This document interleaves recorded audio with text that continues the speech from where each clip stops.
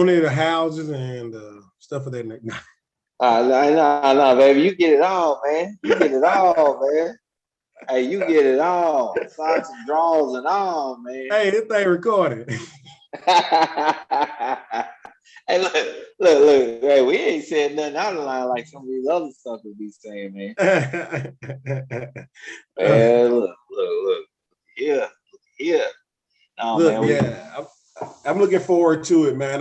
Thank you so much for Paul, man. Paul, you didn't tell me how well and how good Paul communicate. I mean, he communicate effectively. Oh yeah. You know, he is say he's pretty good, you know, till you get on the finish outs. Okay, let's think again. So till you get on the finish outs. But here's the best thing I like, truly admire and like about him more than anything is that if something needs to be done stat, man, he's coming to take care of you. I mean, like he seriously is. Yeah, so I mean, but I've learned that dealing with contractors, you know, for us as owners, it's always, you know, time is always of the essence. For the contractors, they're always, you know, trying to juggle multiple projects at once. So they stretch themselves thin, and whenever that happens, we're the ones in the middle. I agree. You know, so it's I mean, but the guy does some pretty good work. He does. But and if he doesn't do it correctly, he comes back and takes care of it like, you know, you would expect, you know, a man of their word to do. So yeah, he's contract was reasonable. Oh, he good dude, man. So far, so he basically, you know, Joe recognized the struggles I was going through for a little while. It's kind of sad how you willing to pay somebody and they're not willing to work. Right. That's probably about 90% of the time. That's what I found out. That's it. I mean, it's like you try, and you don't want to get in the game of begging a person or running a person down up front, you know. So you try, but you're trying to do the right thing and give them opportunity and think positive thoughts that, hey, they just got a lot of things maybe tying them up. But when you tell me you on your way like 4 or 5 times. Well, I mean, my only deal is, I mean, I understand that contracts want to make money, and they should. We're not in this game just to be playing around and to do nothing. But there's a point that when you don't do quality work, such as Joe said, you need somebody to come back and make sure that they man up, woman up, whoever it is, and do the work over and make sure that it's right. Because they really don't understand that word of mouth is what really gets you. I mean, you can advertise all you want, but if somebody get that word of mouth on you, because more or less when I found out this, that a lot of people know that I have rentals and stuff. So what they do, they always ask me, who do I use?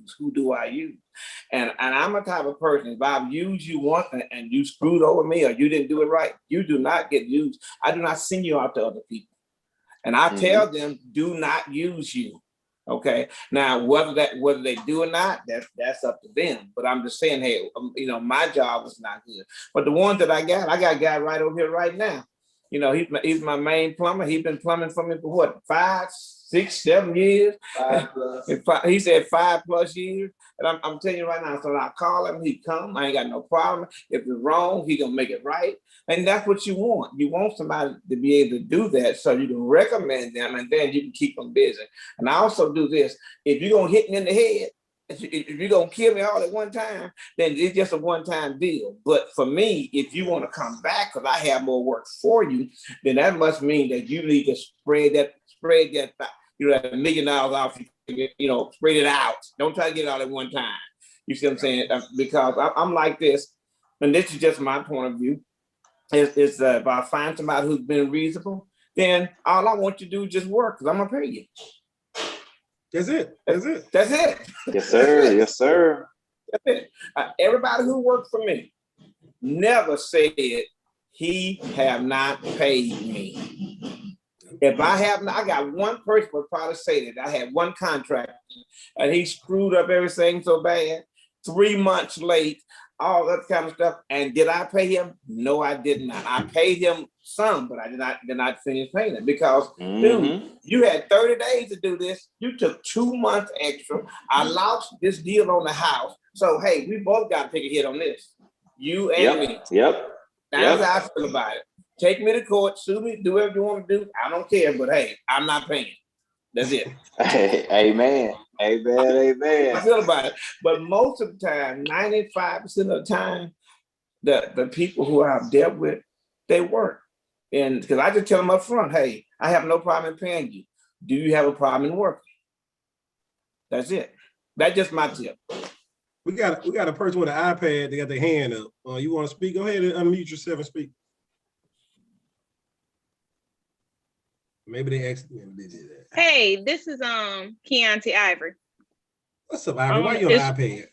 Because I'm on my son's iPad. I'm working. I'm multitasking here. So I had to get it in. However, I'm here.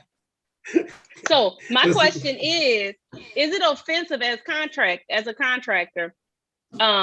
Once you get different bids and this, that, and the other, and you might get a bid for paint, plumbing, and electrical, right?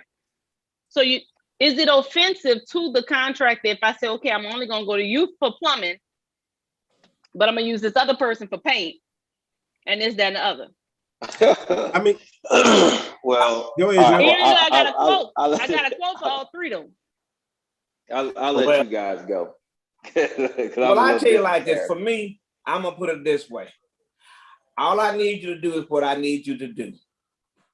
If the painter is going to be cheaper and do a better job, then I'm going to get the guy who does the better job. Okay? That's just me. I do painting too, but I don't need you to do painting for me. I have a guy who paints. Okay? So I want this guy to do the painting, but what I want you to do is X, Y, and Z over here. And I'm going to pay you for that.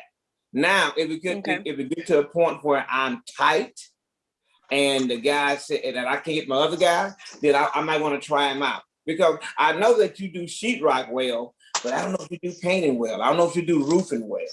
You see what I'm saying? And plus, for me, what I like to do is say, show me your work. Where's your reference? Give me some reference, because these jokers, I'm sorry, but these people sometimes, these contractors sometimes will come in and say they can build a house and they can't put in a kitchen sink. So I want to be able to see your reference. Right. I've been doing it quite some time, and I'm not trying to be funny on contractors or nothing like that, but there are some good contractors out there. But there are some contractors that are not so good too.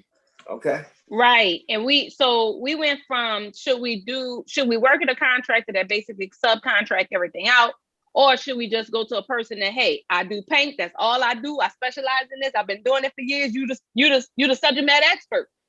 That's what I say. What you just said. Then, but on the other end, so what I found was, and I can give you a quote on.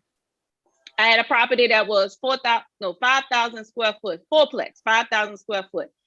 My paint bids range from, okay, I'll do it for $7,000, $7,800, everything, no paint included, which was fine. And he gave me a quote kind of like, okay, if you do the minimum, if you do the cheapest paint is this much, if you do the most expensive, you pick your paint, right? Decide which paint you want, and then we'll figure out. But your labor cost was $7,800. Then I got another bid that was your labor cost is $15,000 with no paint. You pick your paint color and whatever paint you want, and of course that go up in price. Then I got another bid for $28,000, paint included. Wow! This is such a big range. What size house are you painting? Square foot. How many? 5,000 square foot. Wait. Did you say you painted Grambling State University? Oh, that makes sense then. 5,000. So I'm okay with so I know it was gonna cost money. The money part of it, I know I'm gonna put some money out. But I guess when I looked at the range, I'm like, I'm at 7,800 all the way up to 28,000. Like, you go from there. I continue to get a bid just to see, okay, if afford bid. Yeah. What area do you live in? I live in Georgia, but the house isn't in Georgia, it's in Louisiana. Oh, you can beat that deal. Oh, in I New know. Orleans. Ain't you in New Orleans, that house? That house in Harvey. Oh, Okay, you get that deal. I'm gonna answer your question. SL, what you got, brother?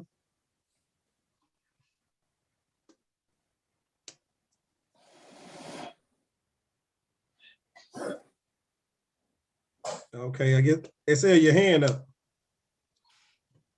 I don't know if my mic's acting up now. Can you hear me? I can hear you now. Yeah, what you got? Your hand up.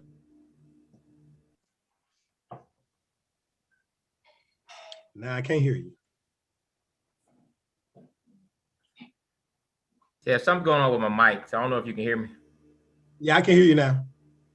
Okay, yeah, but I can't hear you. But so all I was saying is, she gotta check around because she can get a better deal than that. Because a lot of your contractors, the reason she's getting a wide range because everybody trying to test her wallet. They're trying to see how much she can afford, right? So that's pretty much why she's getting that wide range. But what she can do, just get a couple more estimates, and then she can get a better gauge because she got 3 estimates. Because some people figure if they don't charge you enough, you don't feel that they got quality work. So yeah, I would definitely get some more bids on that because she can definitely get a better deal than that. And if not, she can pay for some plane tickets to New Orleans, and we can get it done. I know.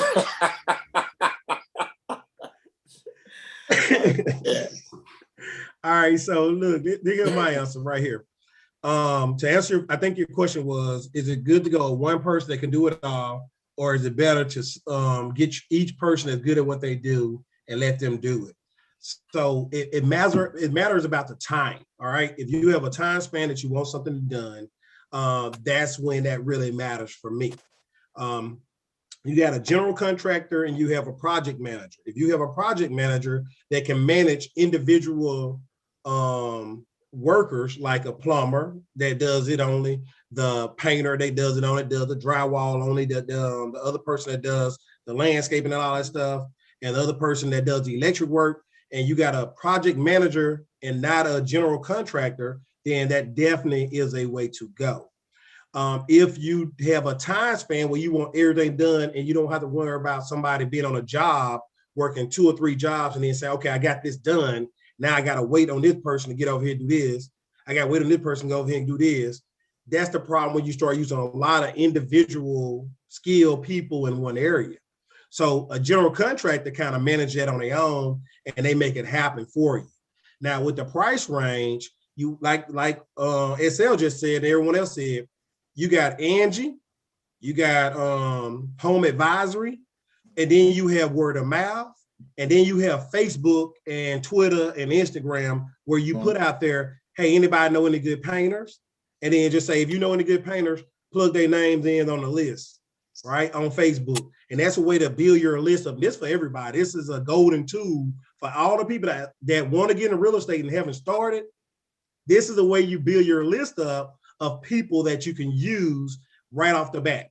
Right. You don't wait till you start doing real estate to do this. You do it before you start real estate because you want to know good attorneys. You want to know good title company. You want to know good painters, good landscapers, good everybody. You want to know them. So right now, if you haven't started, you do it now. If you have any plans and goals now, right? Build your list up.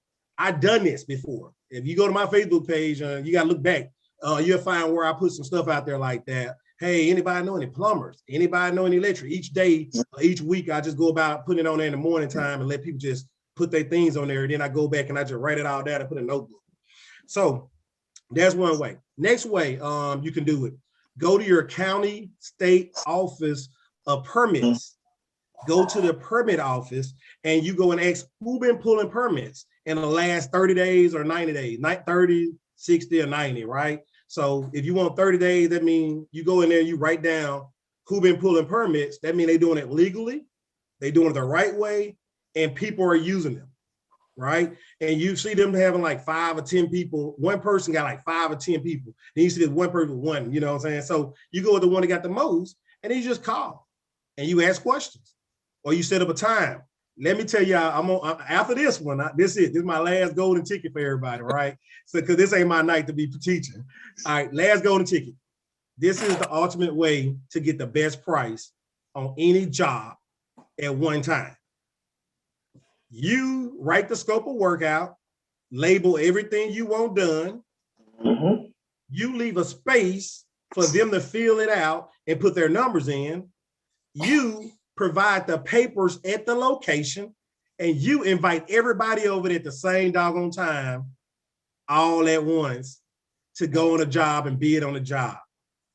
That's my golden ticket right there for everybody tonight. That's my biggest nugget I can tell you. If you want the best price for a job and you want it to be competitive, if they see that you got 3 plumbers there at one time and three air conditioning people there at one time, 3 painters there at one time, and all these folks there, and they all there at one time, and say this is the time you can do it.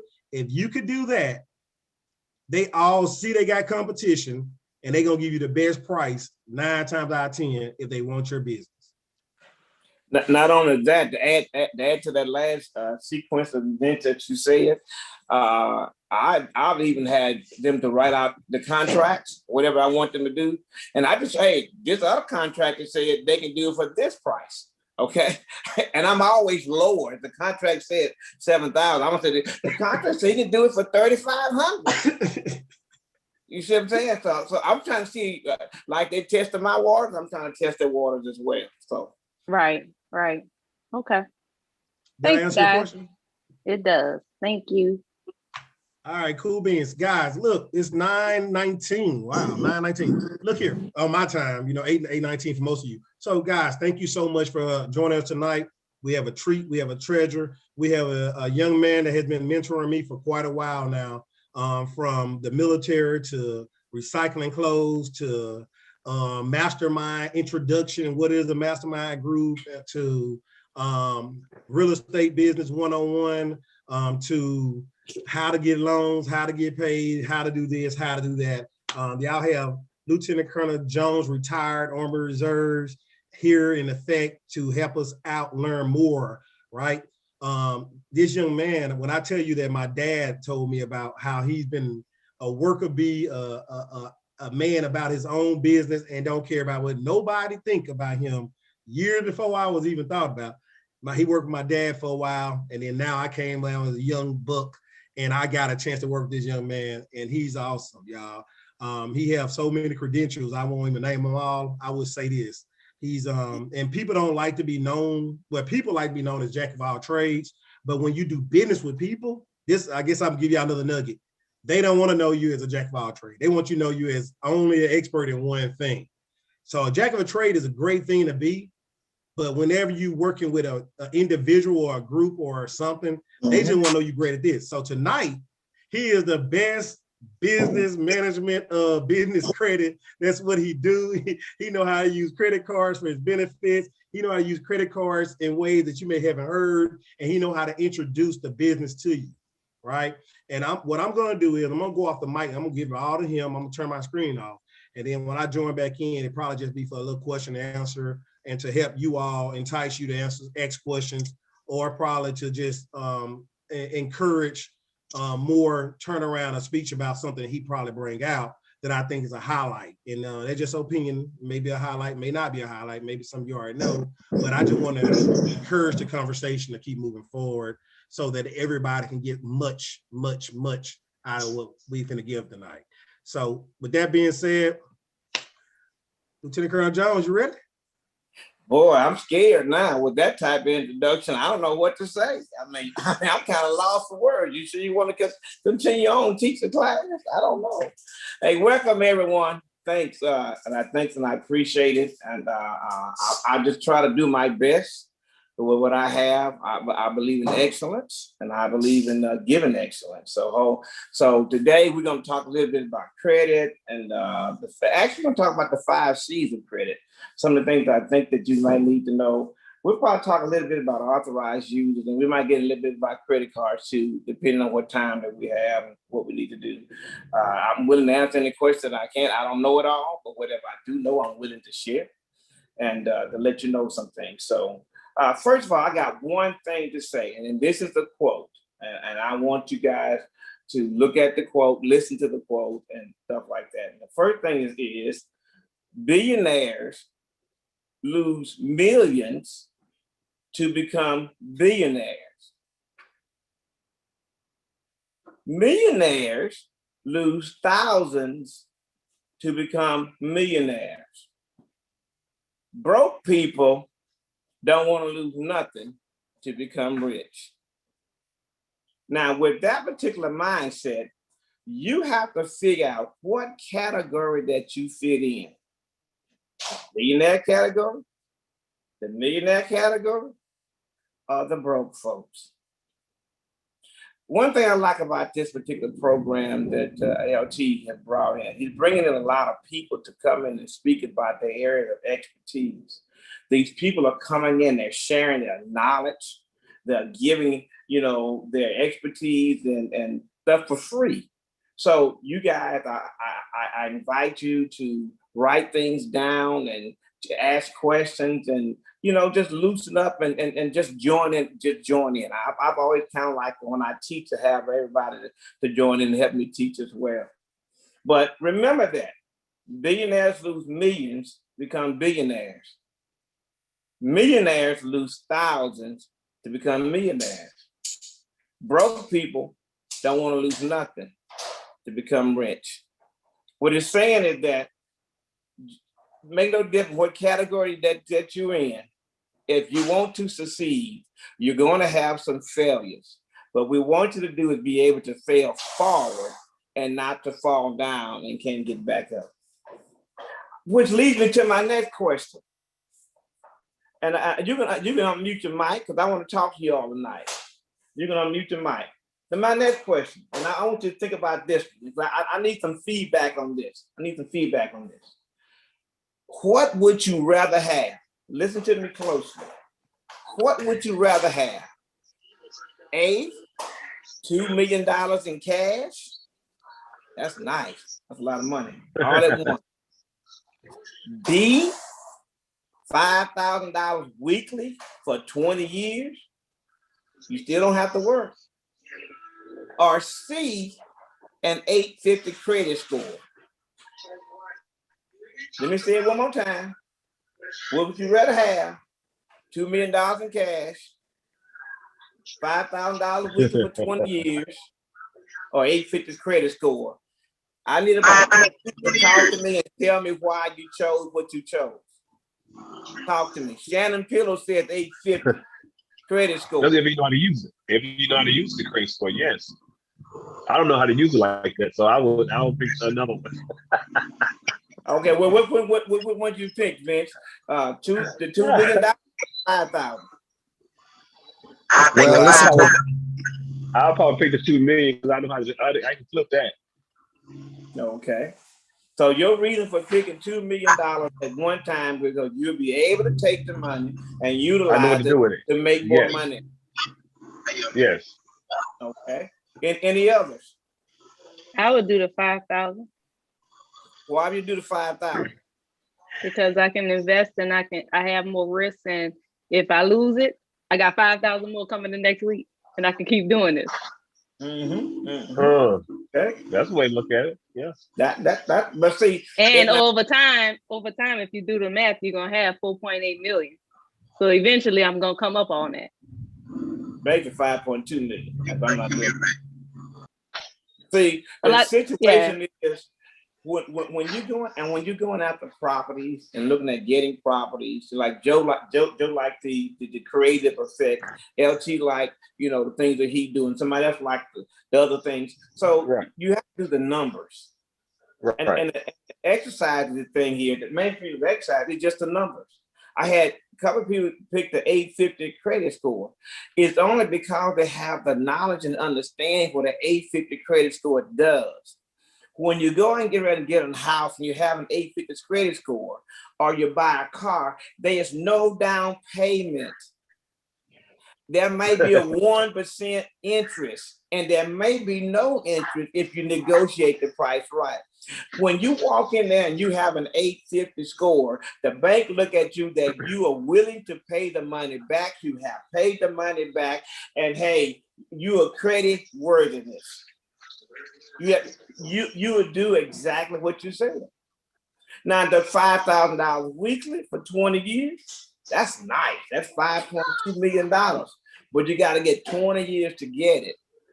So, but if you don't know how to if you don't have an 850 credit score and you chose the $5,000 weekly, it's a good avenue as well. Because at least for 20 years, you're gonna have something coming in, like I said, every week. So you can utilize them as $20,000 a month, basically. And you can take that $20,000 a month and do a lot of things with it. Now let's go to number 8, which is the $2 million in cash. A lot of people, when they get a great deal of money, they really don't know what to do with it. They waste it. Yep. Thank you. They waste it. And they think the $2 million is to spend. It is, but you have to spend it the right way.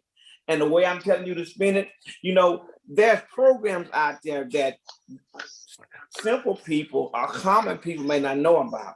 But when you started getting the millions of dollars, they started paying you 10 or 15% a month, sometimes even more than that, depending on how much money that you make. So if you have that amount of money and you're making 15% a month for the rest of your life, it may be something that you can live off of. Then you can also invest it, or you can take the $2 million and go buy you, say for instance, a $1 million apartment complex may cost you, say for instance, I'm saying 30-unit apartment complex may cost $2.5 million, and you only have to put up $500,000 down payment. Right. Yep. So you buy several 30-unit apartment complexes with that and make that money back up. And within 2 years, fix those problems and put it on the market and make your extra money from that, if that's what you want to do. Oh, yeah. So you have to have a goal, a plan. Plan and work your goal, work your plan, work whatever you have to make sure that whatever you're given, whether it's the 2 million, whether it's the 5,000, or you got an 850 credit score, do you have the knowledge to take that and use it to your advantage? And I like the way you put that, because you're essentially saying that it doesn't matter which one you choose. It's just according to what point of life you're in at this moment. Because at my point of life, I would take the 2 million because I would invest most of it in an insurance policy, because I'd be worried about the 5,000 if it doesn't carry on to my kids or whatnot. And I mean, it's just a whole lot of alternatives to that or whatnot. But the 2 million would be what I do, so I can get the insurance policy that will pay death benefits and whatnot. Well, that's another whole subject right there. I will put mine in there first. And I don't want to get off. But see, I'm in that insurance program. I can tell you about the insurance program. Yeah. We need to talk, but I'm gonna tell you something. What you just said is correct. Because the part of the game is to be able to keep the money for you, that you will be able to use it and grow wealth. Yep. Okay. Now, do you want to go buy your Maserati, build your house up over here? No. Okay, you can do that, but take your seed money, which is one of those 3 that you looked at, and take that money and invest it in a product, rental properties, single homes, apartment complexes, or some type of business real estate deals, and let the business real estate deals pay for your luxuries or liabilities. See, all of these I just talked about, they are all assets. If you know how to use them in the correct manner, they are all assets, and they're all financial assets. So if you even with the 850 credit score, you get no money, but you really don't know how much money you really get over your lifetime when you try to go do something and you're paying 1% or 0.5% interest. So you have to look at all that. So I always say this: do the numbers, because the numbers don't lie. Look at your situation, your age and stage of life.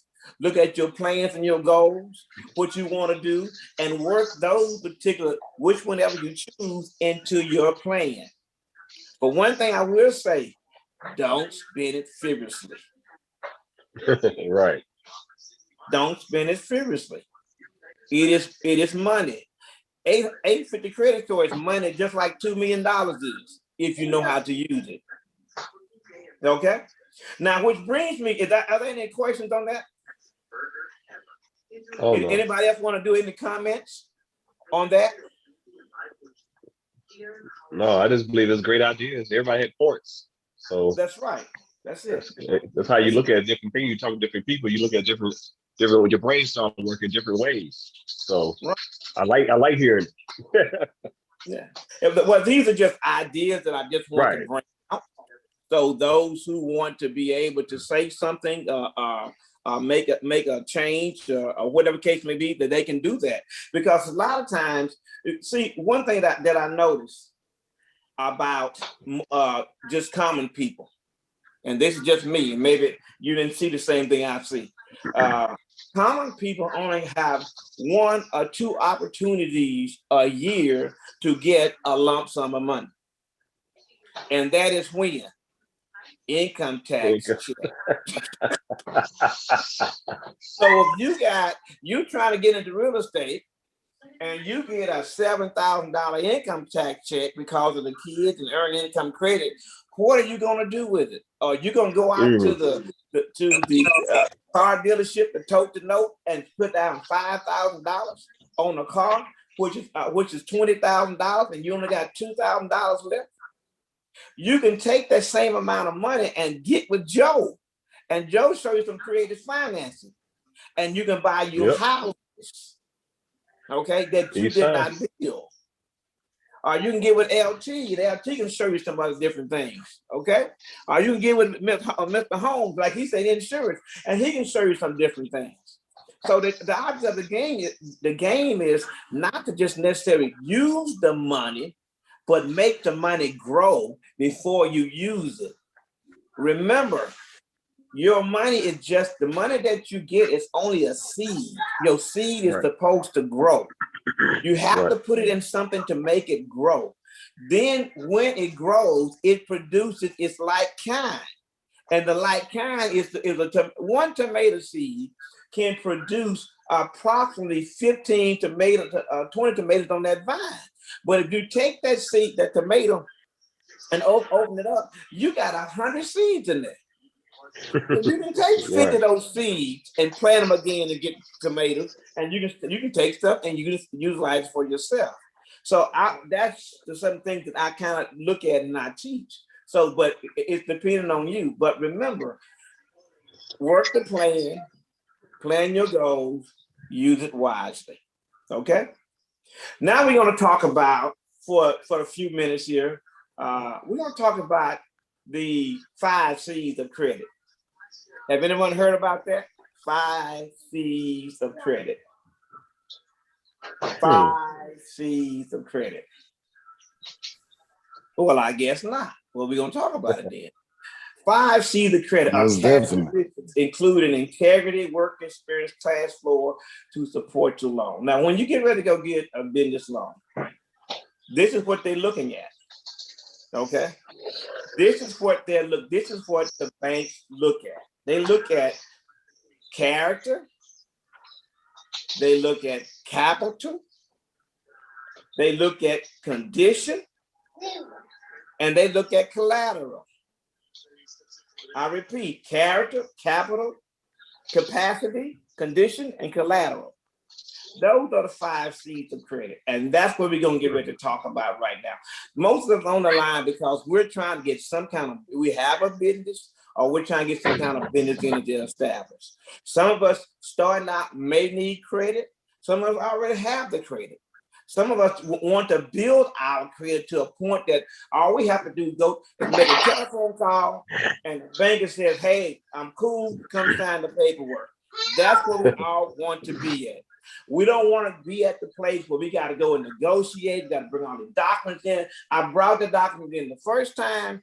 You already know who I am. I want to build a relationship with you. When I get ready to go buy this house, I need it for X amount of days. If not, give me this $50,000 credit card.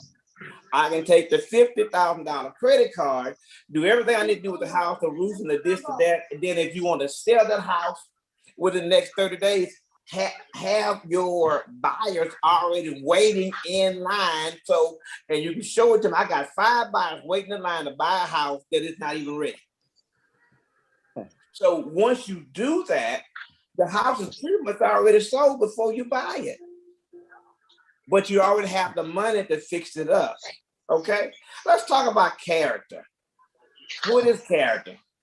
In the lender's opinion, character talks about trustworthiness. It talks about credibility. It talks about personality. The banks, reason why it's important is because the banks want to lend to people who are responsible and who want to keep their commitments. When you loan money to your friend, or to anybody who come to ask you for, you want them to be what? Responsible. You want them to be committed so they will pay you your money back. Even though you're not a bank, you get over there. But No, I'm you not want moving. your money Get back. over and play. Okay. So it's all about how Go over there.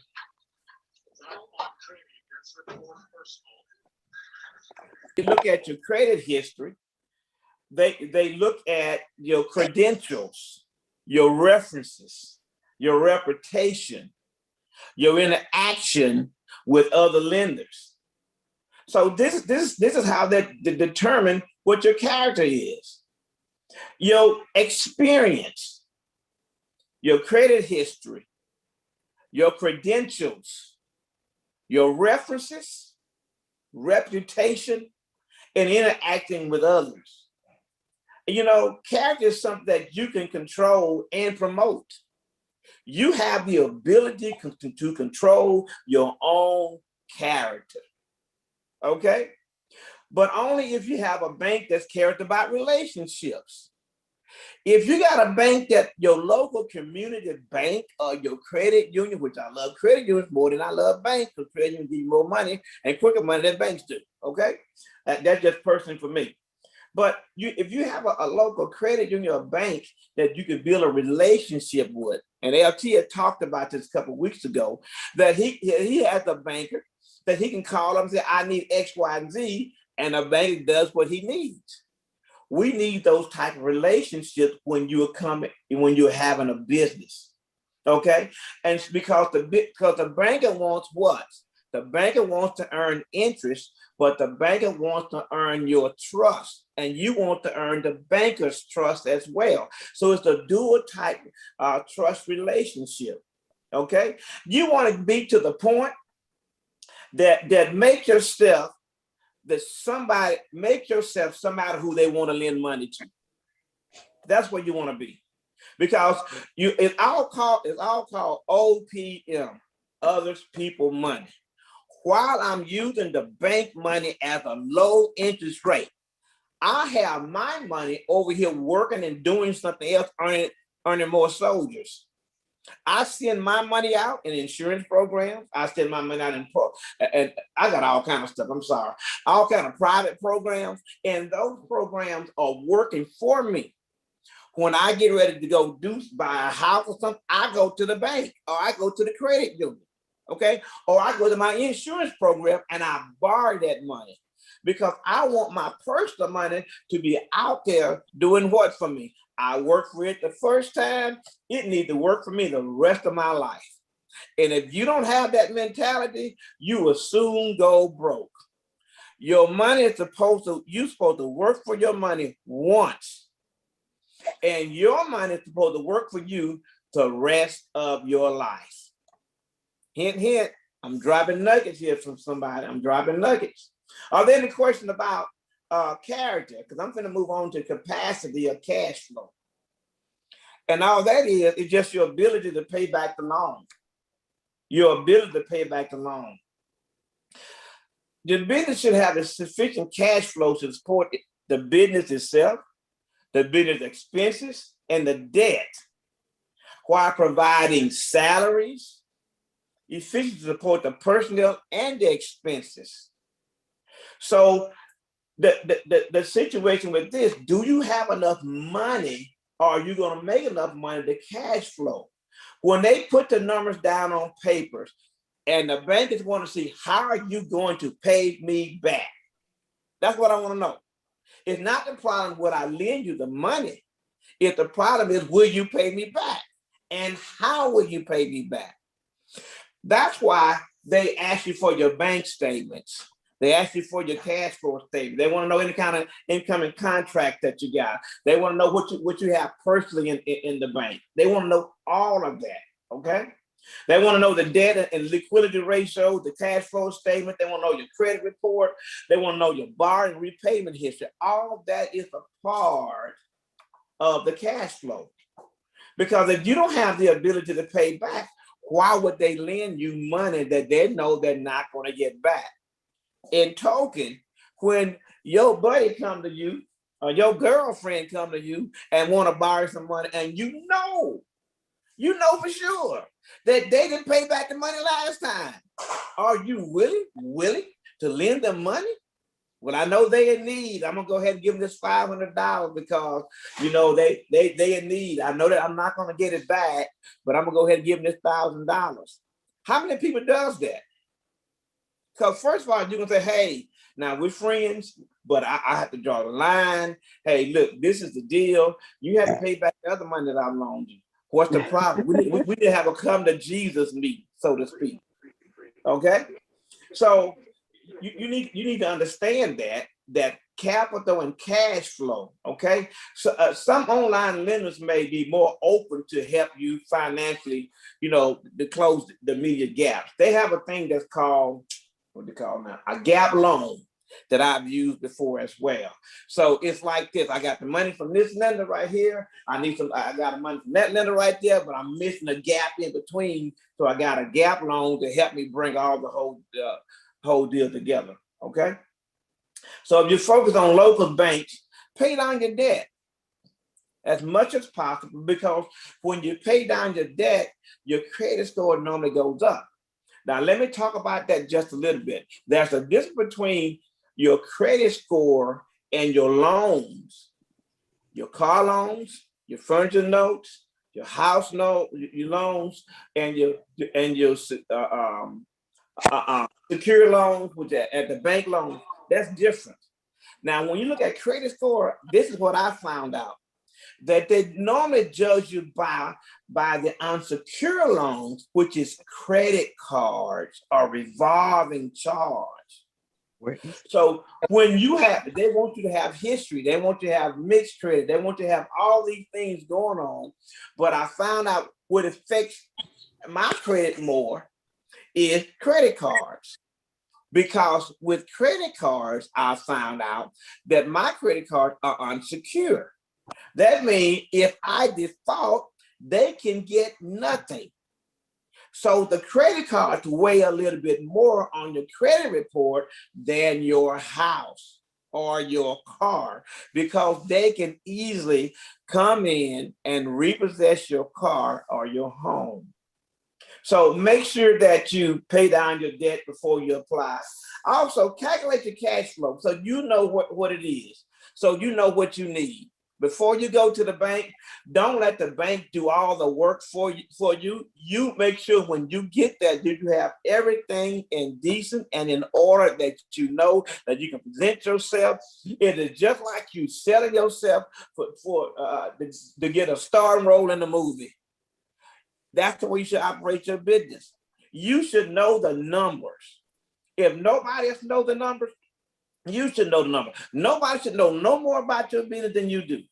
Your personal business, not the CPAs, not the attorney. You should know why. It is your business. You should know your numbers, okay?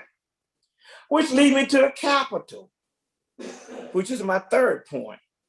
Capital is just the amount of money invested by business owners or management team. Capital.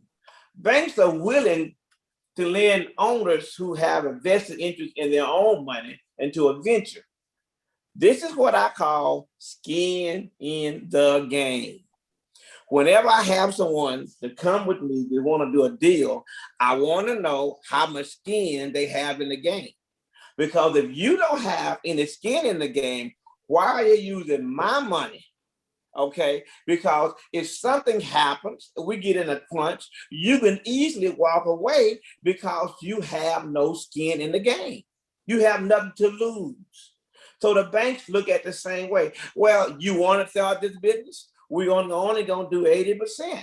Okay, you want to buy this house? Well, you got 80% down. You got to put 20% down or 25% down because we want to make sure that you have skin in the game. Okay, your lender will ask you personal investment that you plan to make in the business. Okay, and personal investment that you plan to make in the business. And this is what skin in the game is. Excuse me.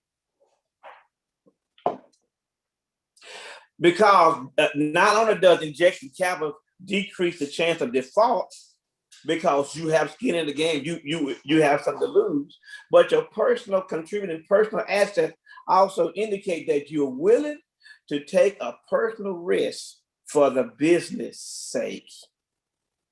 Personal risk for the business sake. Do you have skin in the game? You need to have skin in the game. Nearly 60% of small business owners use personal savings to start their business, according to the Small Business Administration. So you can use a lot of things. If you have land, you can take your land and leverage it. You have rental property, you can take your rental property and leverage it. Okay. Some places that I know of that you can take your 401k and leverage that to buy rental property, to buy property to sell. So there's many ways of doing that, okay? And I'm pretty sure that Joe and LT is going to tell you a little bit more ways very shortly. Then you have condition, which is number 4. Condition of your business, whether it is a growing or faltering business, as well as what you use the funds for. The condition also states of the economy. Do you know what the economy state is?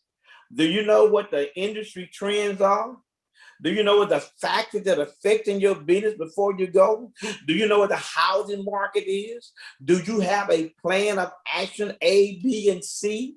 Can you repay the banks if one bank closed, or you give it if the tenant move out, or anything that may happen? Do you have a plan for that?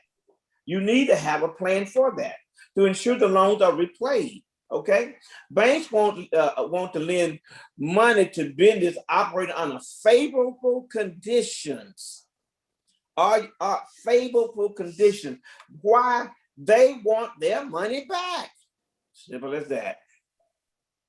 They just want their money back. So they don't identify risk to protect themselves. You need to be identifying risk to protect yourself. So if you know that you're going to get a loan and you don't have all these things in place prior to getting a loan or prior to doing a deal, maybe you need to get those things in place. Have a plan A, have a plan B, and have a plan C. And I'm telling you right now, I have had all 3 of those and had to go to D&E plan, okay? Because some things are going to just happen or just going to happen. Okay, the lenders want to know the current condition of your business. What are you doing? How long you been there? Okay, are your business growing? But why would I lend you money and your business is failing? What kind of product do you have? What kind of working capital? Have you done any renovation? Do you have any equipment?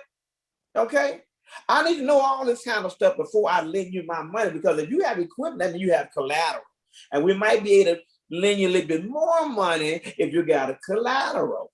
You understand what I'm saying? So it's all about basic, relationship. You can't control your economy, but you can show a plan ahead. You can't say if the market's gonna crash. I've been through 3 really major market crashes with the rental property that I have. I've had rental property when it was a renter's market, And there were so many properties out there that people was losing their property because they tended to pick any place they wanted to stay. And the property value was okay, but the rent was coming down because you had to balance your rent, against another person's rent, and make sure that your place was outshining someone else because you were trying to keep the renters there. So I've been in all types of markets. I've been in a market where everything just got busted. I've been in a market where everything went up so like it is now. But I'm just saying, you have to plan, okay?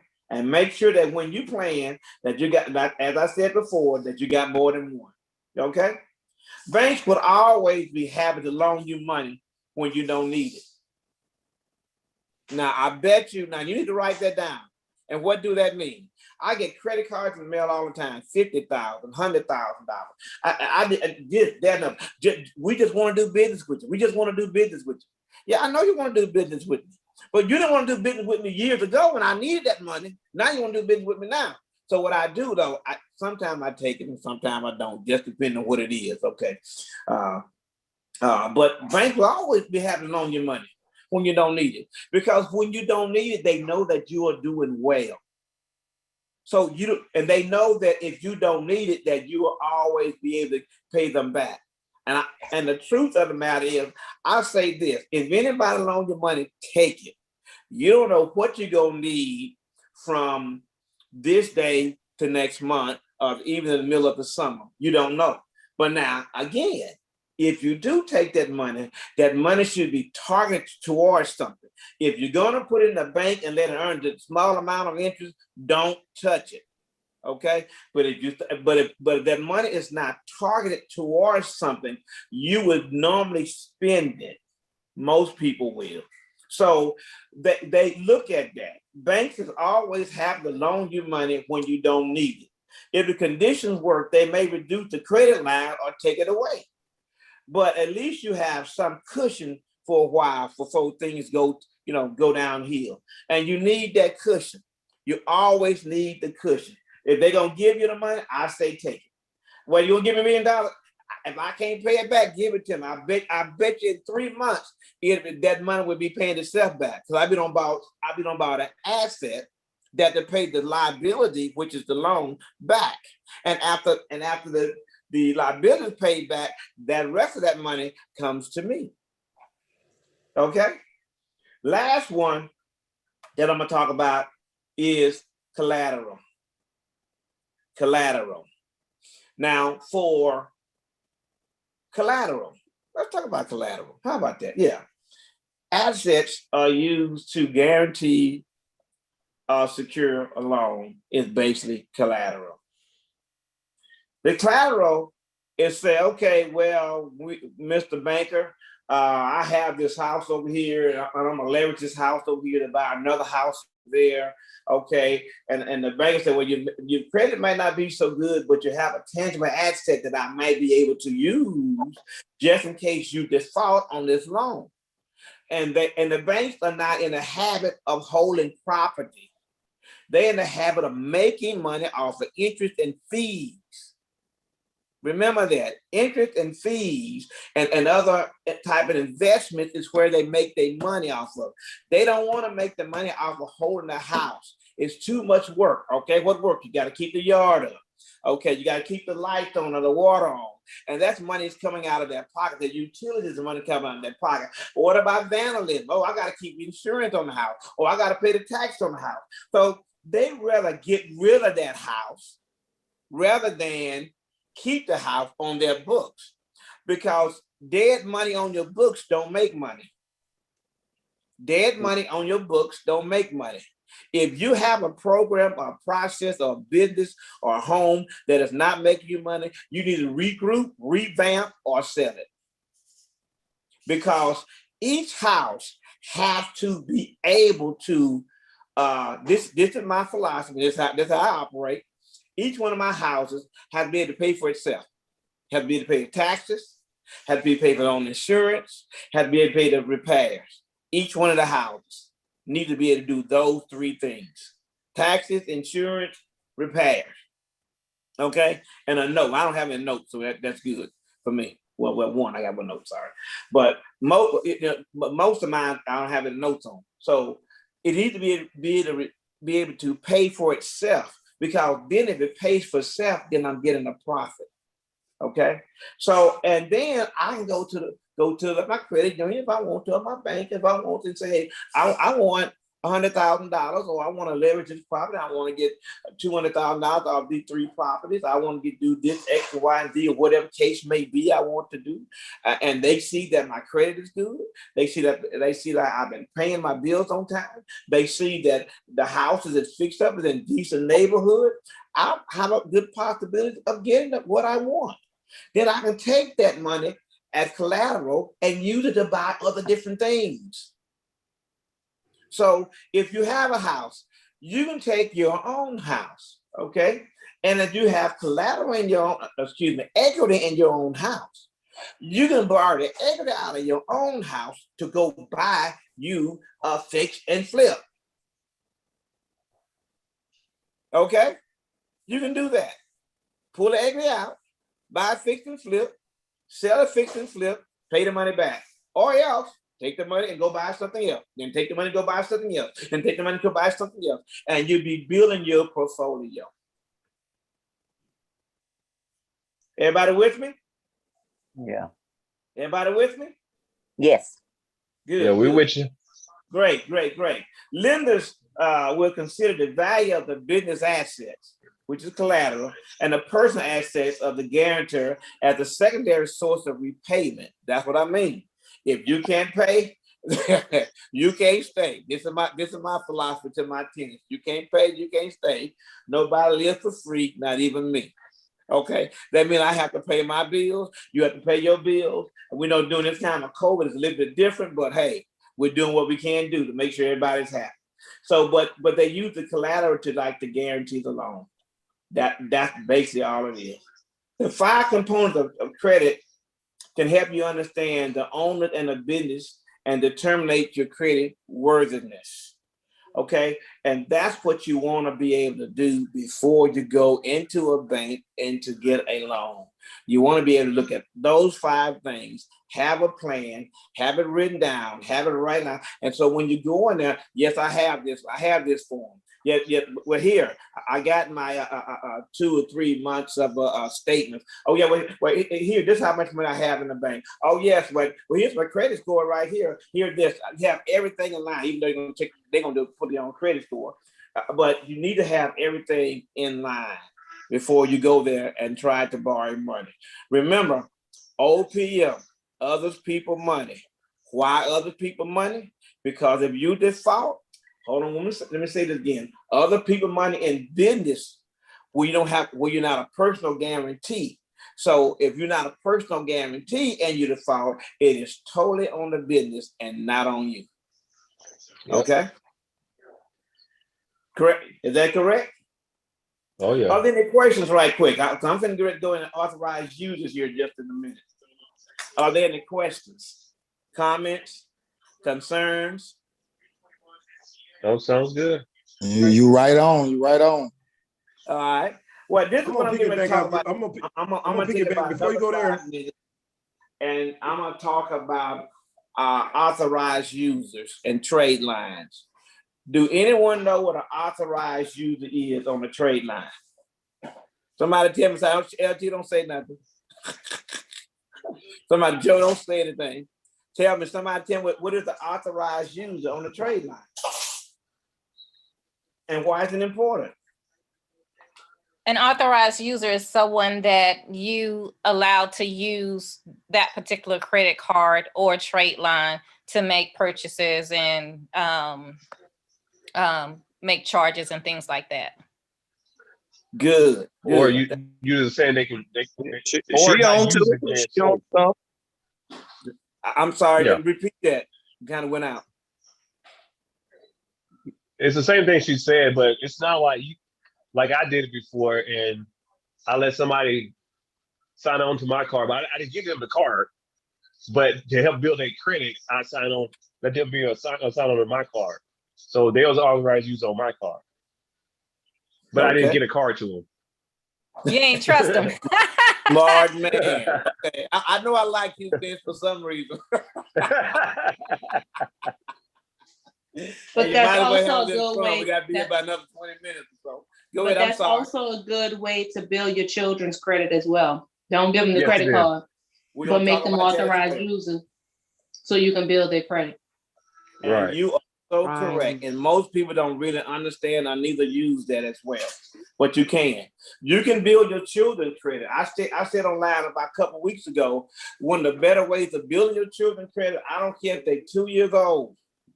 Go down and open up an account in their name, use their social security number, and you put $5 in their month. It doesn't matter. As long as it's their social security number, then they have a trade line with that particular bank.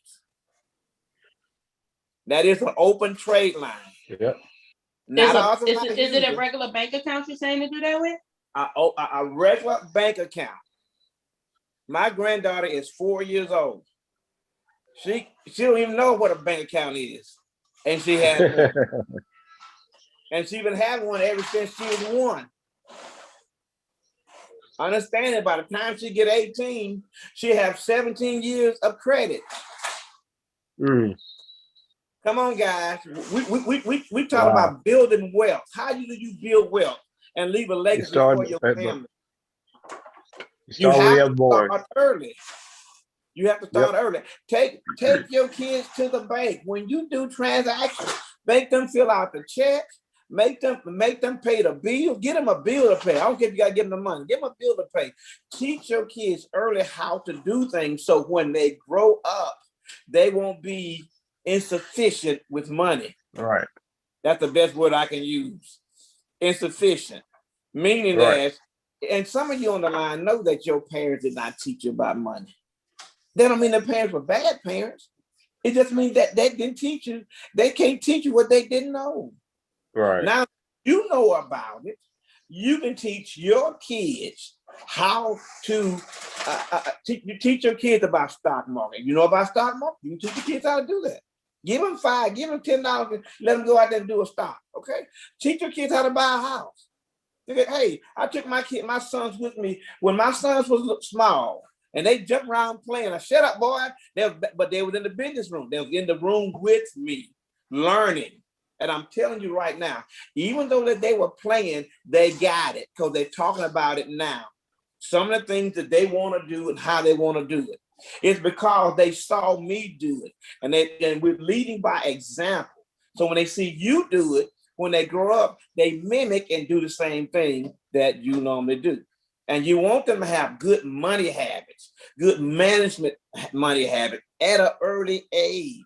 And understand and let them know that everything is not free, that you can't go in your backyard and to your money tree and pull things off and just give them everything they want. Allow them to work for it and pay it, then they understand money.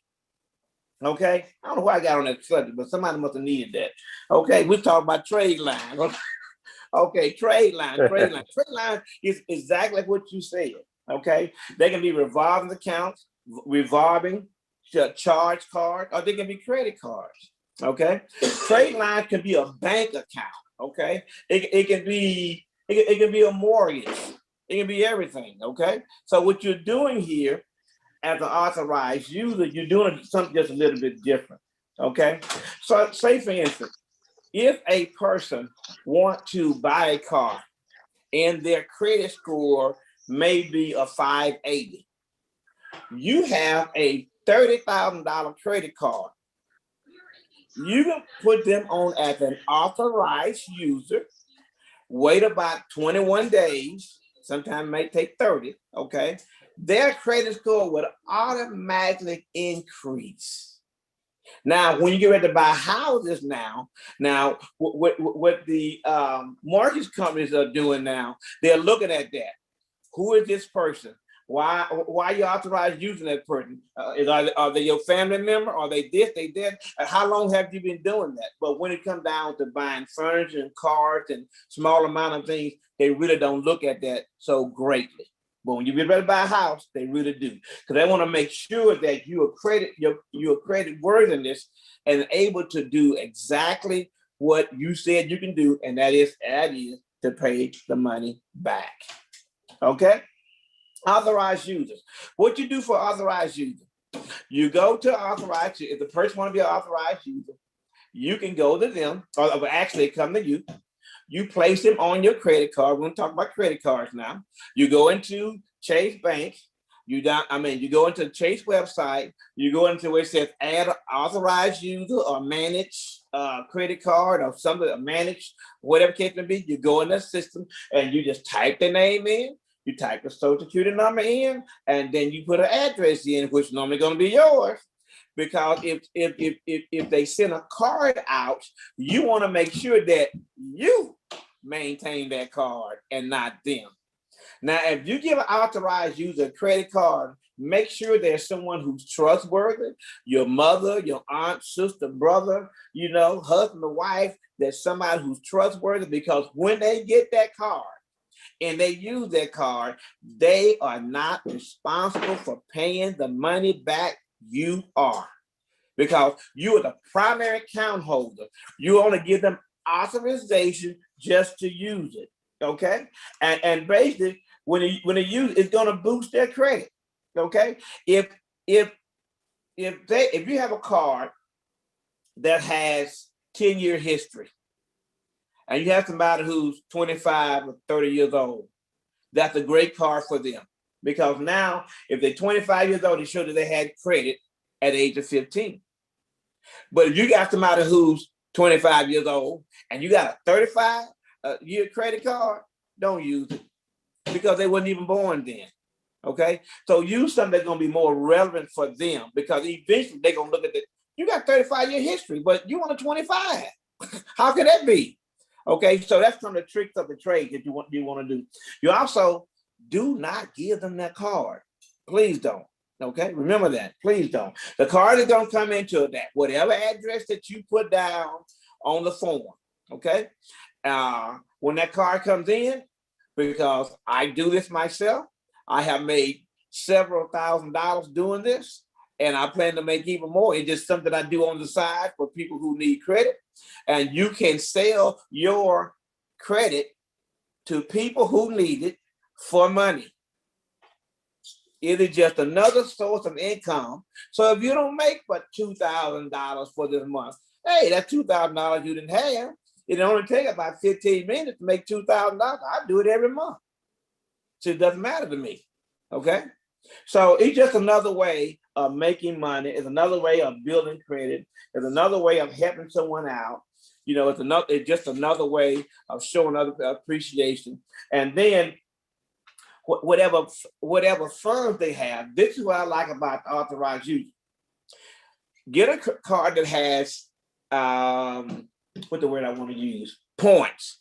Either points or miles or cash back. Cash back is the easy card to get. Miles is the airline miles is the next easy card to get. No, I'll take that back. Cash is the easy card to get. The points is the next. Then the airline miles is the harder the card to get, because every time you go up step, there's a little bit more credit worthiness that they're looking for to make sure that you'll be able to pay it back. So get you one of the cards that got miles, got cash back, and that they use that particular card. Then you take that card and they pay you the money back, and then the credit card agency or card company actually give you points or miles. Now, I built a 27.5 by 17 concrete deck on the back of my house using points, because my points turn into cash. All I'm saying is this: if you can pay if now, remember this: if you're using the card, you want to try to pay it off every month, because that's where you'd avoid interest. Okay. So, and I'm gonna tell you how to do. I'm gonna tell you how to have it off for 45 days to 2 months. Okay. Here it is. If your due date, you got a due date and you got a statement date. So your due date is on the 5th. Your statement date is normally going to be on 3 or 4 days later. So you pay it by the due date. The due date on the 5th. On the 6th, You go charge it whatever you want to charge. You got not next month, but the following month to pay it. So you use the credit cards like they use you. Now that's a tip you need to learn. I'm telling you right now. So if you got a $2,000, $7,000 roof you need to put on the house, and you got a $10,000 credit card, you can put that $7,000 roof on the house, have the house all fixed up, have the buyer already. Then you sell the house, get the $7,000, and pay the credit card back. Isn't that nice?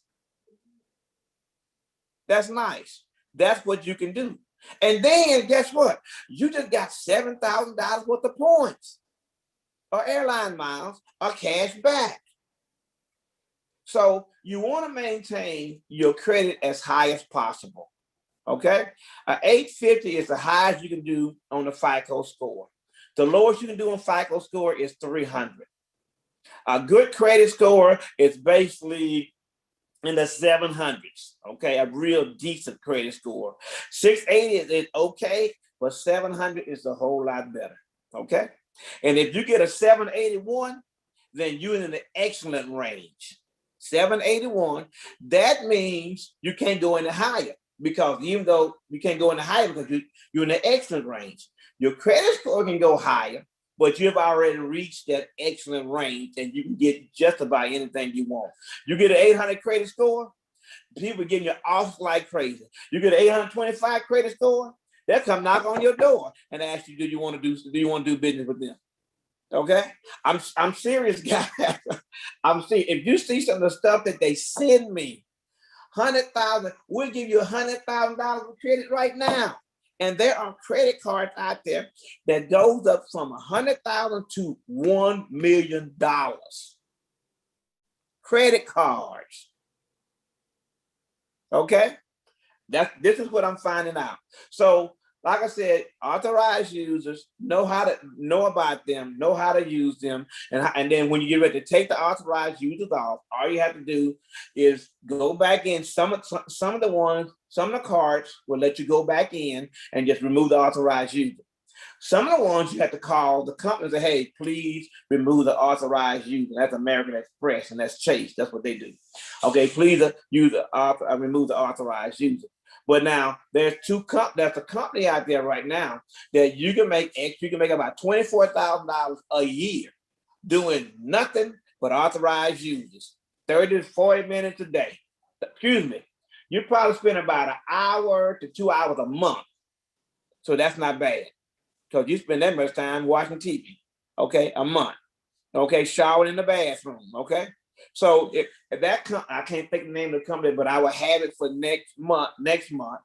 I have two companies for you. One company that I really like, the other company is okay, but you can still make money. So if you had a $10,000 credit card and you had 5 years, they might pay you $300 per card. And you got 5 cards, that's $1,500. You just paid your house note or your rent. Understand what I'm saying? So these are things that you can do if you want to. Are there any questions right now? Are there any questions? I got a question. Mm-hmm. How do you, I know that one thing that most folks think that all credit cards are created equal. Can you probably give a little bit more information about how to pick the right credit card that's going to actually give you the right, they're going to get their credit pool and give you more bang for your buck? Okay, that's a very good question. Thank you for that. I think it's based on, before you request a credit card, you need to know what bureau is that card is pulling from. Equitrax, TransUnion, Experian. Okay, you need to know that. And a lot of times they might tell you, and sometimes they won't tell you. Okay, so if you know, and sometimes a credit card company, an institution have credit cards, they'll pull credit cards from TransUnion. And then if you want to pull something else, they'll pull it from Equifax. So they kind of trick you, so they want to kind of let you know what we're doing. So what you first of all you need to do is make sure your credit score is over 700. You get a better rate. The higher your score, the lower your credit rate would be. Your rate of interest, your annual percentage rate. The higher your score, the lower your annual percentage rate. The lower your score, the higher your annual percentage rate. You got some people paying 29% for a credit card a year. That means 29 cents out of every dollar that they spent, they're giving it back to the credit card company. Credit is very, very important because the institutions don't know who you are. Your job don't know who you are. Okay, because they use it for employment. They use it for employment activities to make sure that because that's all they know. Are you liable? Will you pay your bills? Will you do this? Will you do that? That's all they know. Well, if he pays his credit and he pays his bills on time and his credit score is high, then that's a good possibility he'll pay us back too. So before you apply for the credit, make sure that you know what card to apply for. There's a lot of them out there, okay? But you need to make sure that you know what credit agency that they're pulling from. Look at your credit score, and you can say, and you can Google it, what cards are out there that tell me if I have a 705 credit score, that a card that would be good for me. Okay? Not all cards are good cards, okay? Because you got to look at this. You got to look at the fees that they charge, the late fees that they charge. You got to look at how many days that some do 19 days, some do 26 days. And what I mean by 26 days, before you have to start paying the money back. Some say, well, you charge them on the 19th, then your day is always going to be the 19th. Your due date is always going to be the 19th. Sometimes you charge the 19th, your due date is going to be the first of the month. So you have to look at all of that before you decide on a card. I do recommend getting credit cards. I have a ton of them, and I am getting more because I understand what credit can do for you, okay? But be careful, because every time let me say this. If you know that you don't qualify for a credit card and you're not going to be able to make the cut, don't apply. Because this is what you call hard inquiries. Hard inquiries is when you request credit from a credit institution, okay? Whether it's a mortgage, whether it's a car, whether it's furniture, it don't make no difference. Any lending institution is going to lend you money to do things, okay? It's going to require a hard inquiry. A soft inquiry is when they are offering or extending credit to you, meaning they're going to look at your particular credit and they're going to see just maybe a glance of it or just a small report, and they're going to say, well, you qualify for a $20,000 credit card. You are pre-approved until they get the regular report, because you might be pre-approved. Pre-approved is just a pre-approval. Okay, what they do after the pre-approval, they go and pull a hard pull on your credit report and making sure that the pre-approval is correct. And then they can issue you a credit card. Okay? Did that answer the question? Oh, no, that's good. Next question. You got it. What is the recommended DTI, debt to income ratio? Now, that is great, because that's something I want to talk about anyway. Now, what I'm looking at is, let me say the DTI. I'm going to say this first. No, I'm going to talk about DTI first. DTI. The most expensive thing that a person would have that they're paying every month is going to be pretty much their rent. It's going to be pretty much their house note. The income probably going to be their car. Okay? So now when you look at credit cards and credit, at what they like for you to have is called utilization, how much money that they have given you to use. They gave you $10,000 to use. You have used $4,000 of it. You have used 40% of your utilization. You only have 60% or $6,000 left. Okay? So they like for you to be under 30%. Reason why? Because they still make interest. Okay, and it's still revolving.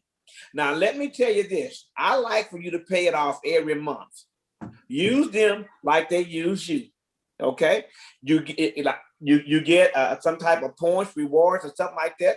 Charge up to $3,000 or $4,000 on the card. Pay it off at once. You got 3,000 or 4,000 points or cash back or money, whatever the case may be. Okay, but I really recommend if you're going to use your utilization, be under 10 to 7% at all times. Really, 2% is even better. Every time you go down a notch under 10, it's a whole lot better for you. So if your utilization is at 40%, they saying that you may be using credit to live off of. If your utilization is 90%, they're saying, well, we can extend no more credit than them because they've been 90% for 5 months, 6 months. They are using the credit cards to live off of. So that means that they don't have enough money to repay if we decide to extend them additional credit. Wow. That's why the utilization is very, very, very important.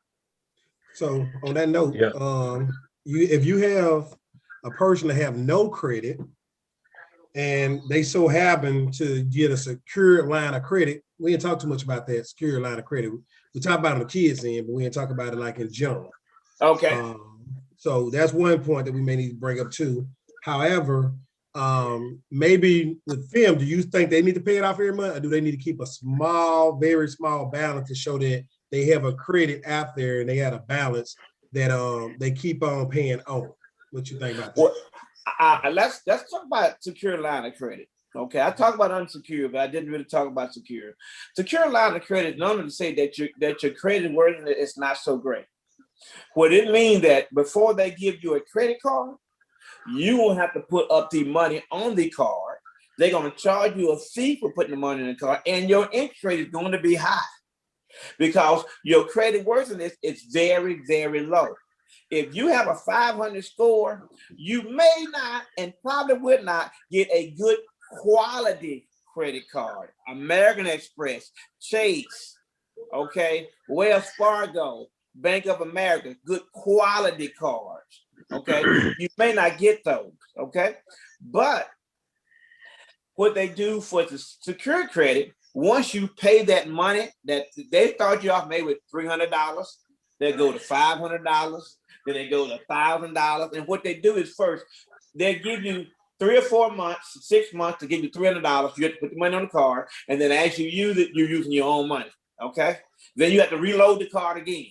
It's a lot more like a debit card than a credit card. And usually, okay, they've been great for 3 or 4 months. We're just extending you now to $600. Okay, boom. And then you have to put $600 on the card. Okay, then you use the card for another about 3 or 4 months, blah, blah, blah, blah, blah, and you pay on time.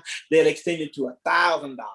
Okay, and then after a year to 15 months, you may be able to go to $1,500. By the time it reaches $1,500, you graduate. What do graduate mean? That means that now your card is a secure card, but you can request the card now to be unsecured because they believe that your credit worthiness is that you are liable to and you're able to pay the money back without putting the money in first. Okay? So I don't recommend secure credit cards unless you really have to do it. Now, if your credit is shot and that's the only way that you have to do it, use authorized users, use trade lines, do whatever you got to do. And if you got to do a secure thing, that's fine. Because remember, these financial institutions know these other financial institutions who offer subprime lending products. Okay, what I mean subprime, I mean they're not the greatest. Okay, so if you got this Credit One card, Credit One is 25.99% interest. Your credit is not that great, and they know if you got a Credit One card that your credit is not that great because that's what Credit One does. It gives you like subprime lending and high interest rate and a lot of fees.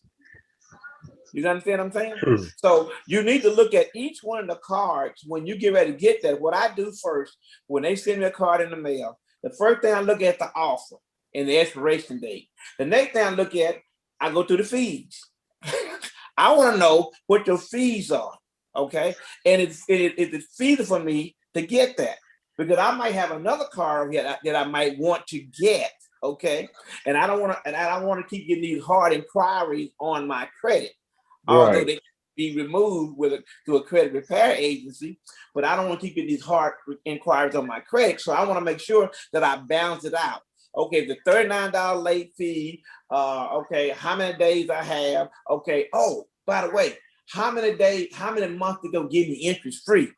They give me 12 months free, 18 months interest free. If the card gives you 18 months interest free, use that joke and keep using, and at the 18 months, you'll get you another one and transfer balance to another card and use it over again. You don't have to pay interest if you know what to do. Okay. Right. So you can continue to do that if you want to. Okay. But remember, you have to have a strategy. You have to have a plan of action. Okay. And you need to know some knowledge about the cards that you plan on getting. Okay. Can I answer that question? That answered the first part of it. Then the second part, people that have no, like you said, no. Okay, you did answer. Credit, okay. You answered both of them. You answered both of them. No, I didn't. No credit is bad credit. What? Right. What? You mean no credit, bad credit? That's what I said. Why? Because no institution knows who you are. You do not have a credit history. Credit history stands for 35% of your credit report. Utilization is 30%. So if you got those two, if you credit history, long credit history, and low utilization, that is 35% of your credit report. So it means that no credit it's bad credit because we don't know who you are. And the only way we find out who you are in the credit world is by looking at your credit report, your ability to pay others back at a certain time, and your ability not to pay others back at a certain time. That's what credit is all about. Makes sense. Any other questions? I got a question, Steve. What causes them to reduce your limit? There's several things that cause you to reduce your limit. One of the things that cause you to reduce your limit, every now and then, and let me say this first, the lack of use to credit card. So they gave you a $10,000 credit card. You didn't use you use it once every 6 months and you put $2 on it. Well, you don't need a $10,000 credit card because they will look at the usage.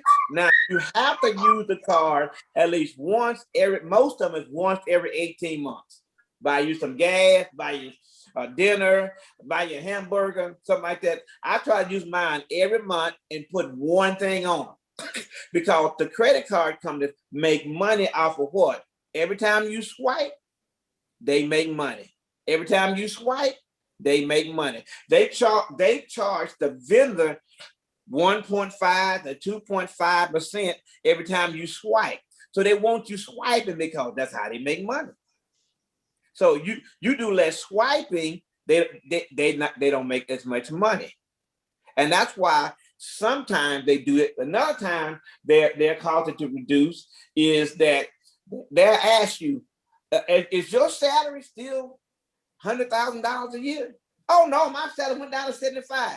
Then it reduces because your ability to pay have just went down. You understand what I'm saying? Also, they'll do it if they look at your credit report and see that you started getting all these negative remarks on your report. Okay, then that's a good opportunity saying that you are in trouble. They might need to reduce that. And sometimes they will even close your account without your knowledge. The reason why I hate Bank of America, excuse me, I'm online, I know it's being recorded, but I hate Bank of America credit card because them jokers closed $25,000. One card was $16,000 and the other card was $10,000, and I looked and they closed them. But the deal is, I didn't understand. That was like a couple of years ago. But I didn't understand that I wasn't using it. I just had them there. I would just be glad to have them. But now I understand that I need to use them at least once, twice, a couple times for within 18 months. So, and when another thing too, Vince, is when they reduce your credit, that affects your utilization, which will cause your score to decrease as well. Yeah, I called them when they reduced mine. I called them. I said, "Hey, you can't do that. They reduced my score. Don't do that." I asked them to raise it back up. That's what you do. But now, Vince, make sure you use it. Okay. And what I mean, use. Hey, listen. We know. You can go charge all your groceries, all your gas.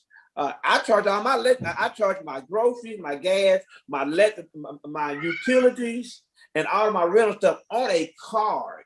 Why? I have record, number one, okay, for taxes, okay. Number two, I'm getting those points that I can utilize to do what I want to do. Number three, then I can pay this stuff back when I want to pay it back if I do it right. I have like 6 days to pay it, about 45, almost 6 days to pay it back, depending on what card it is. You understand what I'm saying? So, but you need to use that so they can say that, hey, Vince is using his card. He's swiping and we're making money. So they make money a couple ways. When you swipe it, they make money off the interest. They make money off the fees. So there's several ways that they make money. Okay. Okay. Good. I'm gonna bring out a couple. I'm gonna bring up a couple things real quick to help out. Just to add on to what you're saying as well, guys. I know that we've been taught not to use credit cards, right? We've been taught all our lives that credit is bad, debt is bad, and all this and that, right? That jazz. I'll be the first to tell you, you ain't read Rich Dad, Poor Dad. You haven't heard anything that Robert Kiyosaki said, right? Because the most important thing you need to understand that with Lieutenant Colonel Jones is letting you know is two things. He talked about a lot, right? But debt. Guys, money, cash is just paper. It's not any value. If you ever look at I don't know if you can see the dollar, hopefully you can. It says a Federal Reserve note. This don't say nothing besides a note. When you get a car note. You don't own that car. You're paying on that car. If you get a house, you get a house note. This dollar is just a note. It's just a piece of paper. It's not anything else, right? So once you understand the concept of if somebody's gonna give you a whole bunch of these, go buy asset that's gonna make you more of these, all right? You want more of these coming in. So by having good credit, right? By having good credit, you pay less in life insurance. Yes. You pay less in auto insurance. Yes. You pay less on loans. Mm-hmm. You pay less on car notes. Sure do. You can get hired anywhere. You sure can.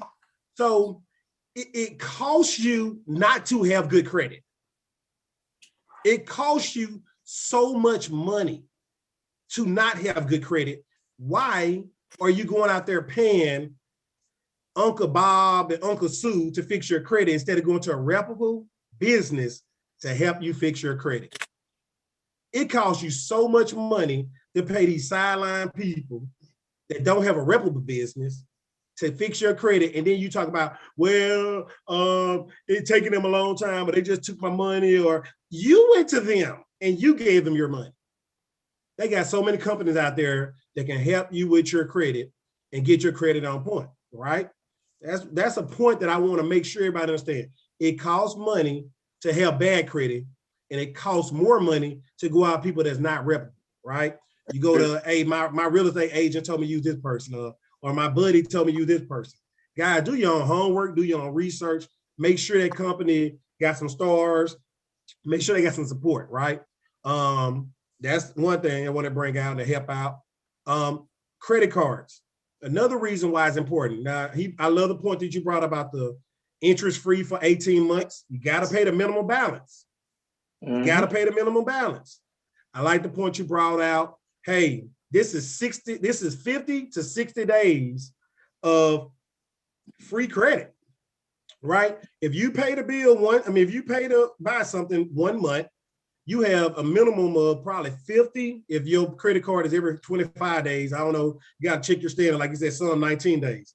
But if you have that time frame and you did your homework right and you got the right credit card, you have 25 days before you get the bill. I don't know if y'all caught that. Then you got another 25 days before it's due. That's right. So if you don't know how to manage your money to pay it back, then that's on you, right? Another thing, your kids. Now I'm gonna touch on this line of credit, the secure line of credit. Thank God I went in the military when I was 17 years old in high school. Thank God my dad was smart enough to tell me, hey, that money that you're getting from going to drill, we're gonna put $300 on hold and get you a secure line of credit in my bank account, right? My money froze, give me a credit card against it. 17 years old. When I graduated at 23 or 24 years old, 700 some credit score just off of that. My mom and dad didn't give me no credit card when I was a child. I wasn't blessed to have somebody, Lieutenant Colonel Jones, hey, I'm gonna give you a line of credit, start paying early. I didn't get that, right?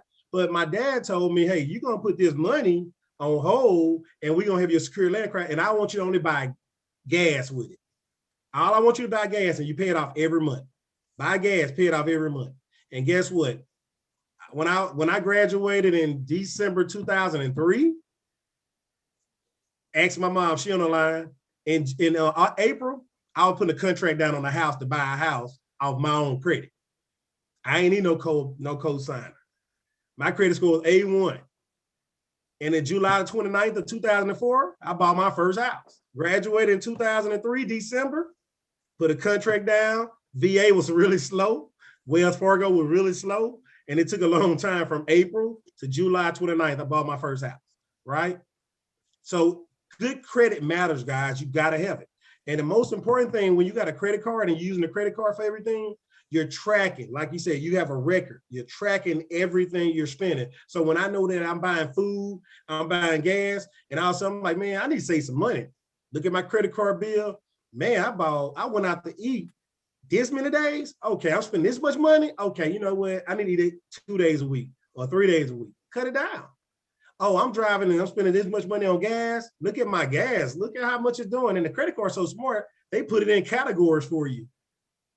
Now you can go back and say, wow, you know what? I may don't have to drive my car, or maybe I need to buy another car just for driving back and forth here. And I can save more money because this car gonna burn this much gas. This car right here, it burns too much gas. I'd rather sit there and have that as a Sunday car and drive once a week. That's how you know. And you actually be surprised how much money you save. I think you waste money buying on insurance and everything. Personally, sorry, Cynthia, but I think you waste a little money, you know, saying buying 2 insurance on 2 cars and you one person. That's not me. No, that's right. But that's how you want to manage your money, but you'll know. So points. Let me give you a point right here. I like the fact that you can buy stuff with your points, and I like airlines. But listen, if you ever taking cash out and you get rental properties, let me give you another nugget right quick. Give your people gift cards. You can use less points doing gift cards and more points taking out cash or using your cash on your credit card points. And guess what else? You can get a gift card and use the gift card just like cash and buy more, because you use more points when they use it as cash. Yeah, I hope I caught that. Your points on your credit card, if you use it as cash, is more points. But if you get a gift card, use less points for the same, a lot more gift cards, right? For a lot more money on a gift card. Read about it, check about it, call your people. Go to your 1-800 number, go online, go to reward centers, start clicking on the numbers and figuring out what works for you guys. Do your homework. I think that's what I had for you. That I want to just add on awesome presentation, good information, nonstop. I told you I was gonna get on every once in a while to see what's up. I had to ask you a couple questions that I think that, you know, would help other folks. And I don't think that we really talked about this one. And this one thing that I did for my soldier about 4 years ago. My soldier had some credit issues, and I told her, get a line of credit, a secure line of credit against her own money, $300, $500, keep a $1 balance. Pay it all the way down to $1, right? So if I had spent $300, I'm gonna pay my credit card bill to $299.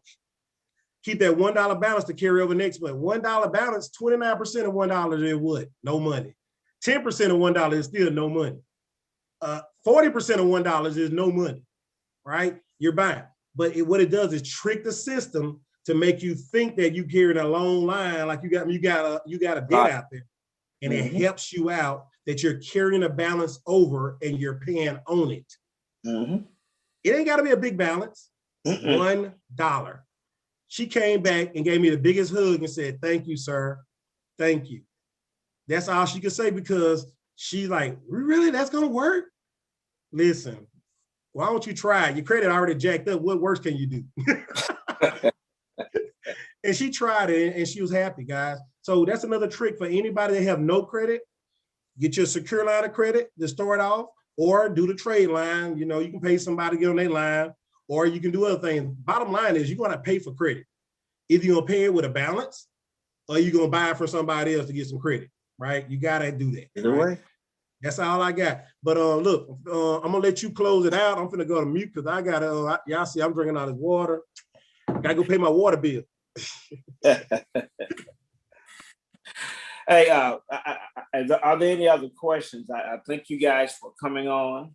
Are there any other questions? Next week, if everything go right and the Lord is willing, I try to get those two things for you, those two businesses for you, that those of you who want to utilize those particular businesses and make just a little extra money, you can. If you don't, then that's fine too. But also next week, I want to talk just a little bit about President Biden came up with a new rule where it's going to be passed. Well, it's already passed, but he's coming up with his own credit. The credit bureaus are going to be kind of like null and void. They're kind of like not necessarily going away, but they're going to be, their information going to be fed differently. They create a national agency where all the credit stuff goes in. And to help people to own cars, get houses and cars and increase their credit, what they're doing now is that if you have like a bankruptcy or some derogatory information credit report, rather than it staying on there 7 years, it's only going to stay now 4 years. So that's going to help a lot of people out. And they're going to clean a lot of people credit, stuff that they had on there for years. But medical bill is going to be totally different. So I have some more information about that next week. And so I definitely thank you guys for tuning in. And like I said before, make sure that you use the 5 C's for credit. Use the authorized users for trade lines. And take care of your family. Leave a legacy for your family. It's not all about us. The insurance is one way of doing it. The rentals is one way of doing it. Fix and flip is one way of doing it. You have to leave something for your family. It's being time. We're 500 years behind in America. And you said, I shouldn't have said that, but you maybe say something. We're 500 years behind. So we have to help our generation to grow financially, and we can do this. We have the knowledge. Well, as they say with the $1 Million Man, those who old enough know the $1 million. We have the technology. We have the technology. We have everything, and we can rebuild it. Well, you can build your credit as well, and build your family credit to the point where you be able to leave a legacy for them. It's great. I'm going to say this and I'm going to close out. How great would it have been if your parents, when you got married or you left the house, gave you a house to live in, and you didn't have to take 50% of your salary for living expenses? How far would you have been? How far could you have gone? Think about that. How far could you have gone? 50% of your salary normally goes towards living expenses, a house, apartment, And if your kids, we already gave them everything anyway, pretty much. So now we got to teach them how to manage things. Teach your kids how to manage. So when they get older, they'll be able to manage things. And one of the good games that we used to play all the time is Monopoly. Monopoly is real world experience. I'm taking that property, baby. You can cry all you want, but I'm taking your house. I'm taking your land. You going to jail. It's real world. And it teaches them, it play money, but it teaches them about money. I'm telling you right now, get the game, do yourself a favor, teach your kids, and in years to come, you'll be happy. Okay? Hey, that's all I have for tonight. Hey, LT, Joe, and Camilla, I thank y'all for inviting me on to have 2 or 3 words to say. I hope that this presentation something I said within the presentation will help somebody to build their self-esteem, to build their finances, and to be better than what they are tomorrow than what they are today. Thank you. Thank you so much again. Thank you so much. Thank you, thank you, thank you. I think you gave out a bunch of gems, a bunch of pearls, a bunch of diamonds, and a bunch of more. I'm getting text messages like crazy. Folks on YouTube looking at it. I'm looking at it, man. I'm going to replay this one. It's nice. Guys, take advantage of credit. I got something out there called Funding Growth. That's a good way that if you have no credit or bad credit to get credit. And the banks that Colonel Jones said was Bank of America, Capital One, American Express, and I'm missing one, Chase Bank. Discovery. Those are some really good companies to work with, and they definitely will get you the credit you need, or they would fix your credit. That's why I say go to reputable people. Don't just go to anybody. You need credit in this game. If you want to do real estate, you need credits. You need lines of credits, and you need credit cards. So awesome when I'm working on houses, and like he said, hey, the people go to the freaking store at Lowe's and they just call me up and I just pay my credit card, right? It's so awesome. I got at least 60 days to pay again. If they can finish my house in 60 days and I refinance that house, I ain't pay nothing. I use other people's money to pay for that credit card bill, right? So that's an awesome deal, right? So please, please, please get your credit right, get it fixed. Good credit is great. Bad credit, you're going to use somebody else to help you with a lot of things. And awesome, you have folks like us that, hey, if you have bad credit now, that's an opportunity for us to make money. We can sell you a line of credit, a trade line. It's a way that we can do it for you and you have to pay more money back. So it is what it is. You're going to pay for credit one way or another.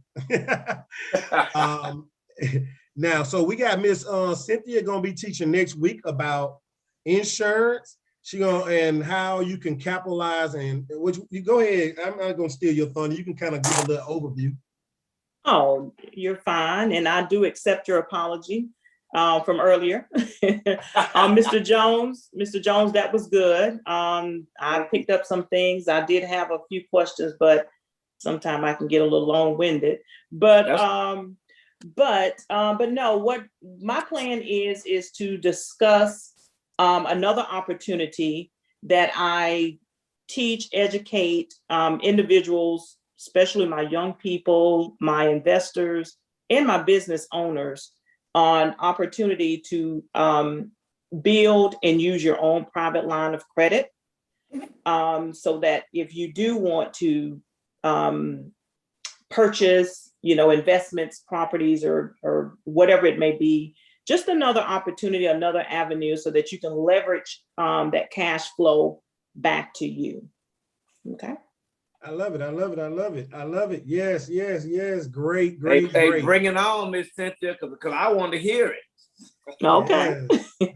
Yes. That will work. That is what I love the most about that, and what's so precious about that is the fact that by you teaching that and somebody capitalize on that, we got a lot of people on the call that don't want to do the rental properties, but they want money to make money. If they can take advantage of the opportunity you're going to give them to consume that information, now they can make money out their money. Exactly. That's right. Awesome. Awesome. Well, look, we're looking forward to it next week. I can't wait. I'm gonna be excited. But I'll touch base with you sometime this week. I hope. I'm gonna touch base with you more because I got a crazy weekend. But yeah, I'll touch base with you, then we'll get on early on Monday, a little bit early, to make sure we got everything together, and I'll make sure I make you the co-host and what have you, and make sure you invite some folks. Everybody, please invite more people. If you have any questions for Mr. Jones, y'all can reach out to me and I'll get them to him. I'm sorry, I didn't read all this.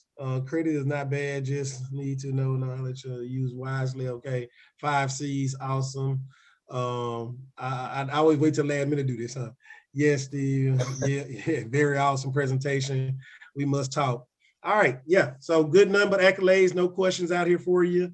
If y'all do have questions, Cynthia, if you have some questions, you're more than welcome to ask them now, or like I said, you can shoot them later on. I'm good if you want to shoot them out there.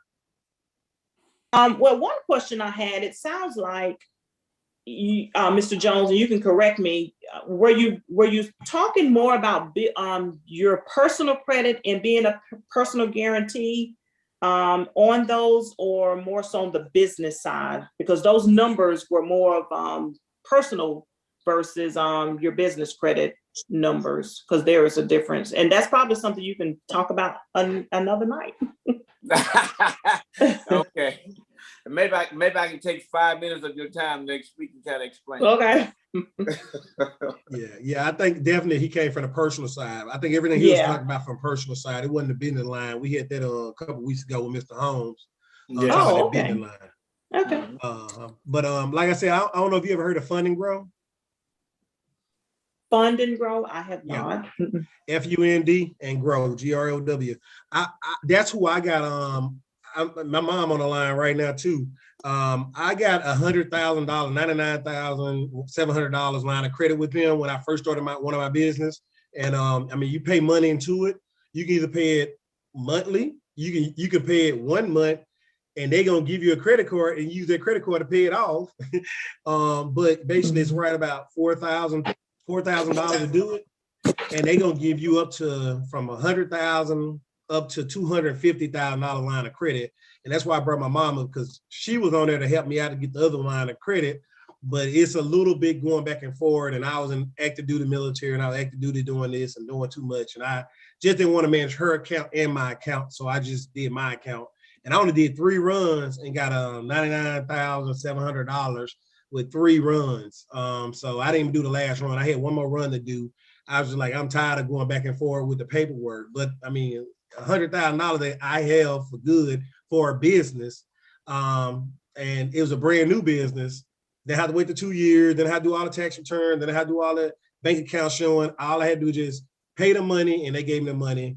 It was awesome. So if you're interested in that, I definitely can send you the link. And it's actually in all my stuff I send out. It's a link for Fund and Grow for anybody. You definitely want to take advantage of it. It's 6 to 18 months interest-free, sometimes 24-month interest-free.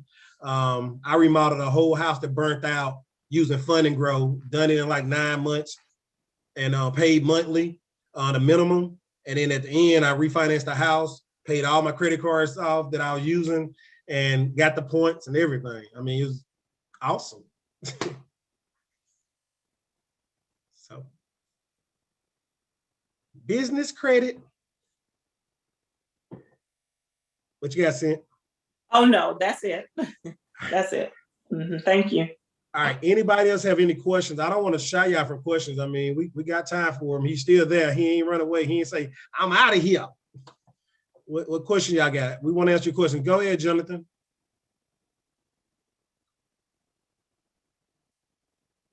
Don't get shy. You unmuted. All right. I guess, Jonathan, Mr. Flemings. All right. Anybody else have any questions? Well, sir, no questions heard. Look, great job. Thank you so much. I got my notes. I wrote my notes. I did my, oh, y'all can't see it. I don't know, this green screen stuff's different. But I wrote my notes. Good job. Awesome work. Thank you so much. Looking forward to the next class. You're going to be teaching with the other, one of them. I don't know, the recycling one. I don't know.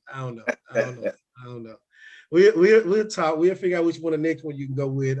But we appreciate you for providing this information and giving it so freely and helping us to make a difference in everybody's lives and making a legacy. I never heard what you wrote. Started with the quote, "Billions lose millions to become billions. Millions lose thousands to become millionaires. And broke people want to lose nothing to become rich." Love it, love it, love it, because it's so true. Nobody want to put in any work. They want everything given to you. They just want to come and say, "Hey, I'm here. You do all the work and I want to get paid." Yeah, well, I don't understand. That's hell. I'm sorry, it's hell in here, guys. I mean, hard.